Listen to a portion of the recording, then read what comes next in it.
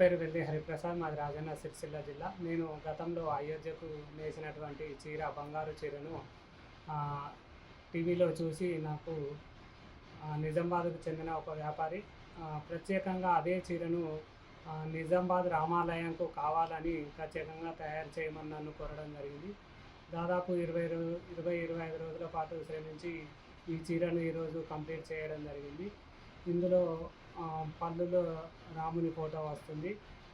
చీర మొత్తం కూడా 10 ఇతివృత్తాలు జై శ్రీరామ్ అని వచ్చే విధంగా ఇందులో పొందుపరిచి నేయడం జరిగింది.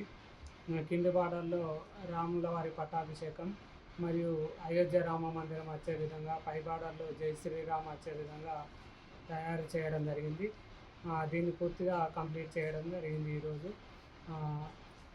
శ్రీరామనవమి రోజు ఈ చీరను నిజామాబాద్ రామాలయానికి అందిస్తామని వివరించడం జరిగింది.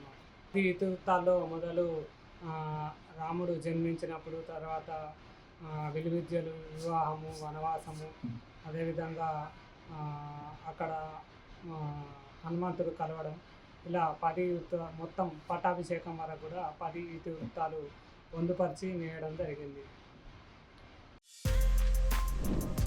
For more videos like this, subscribe Big TV channel.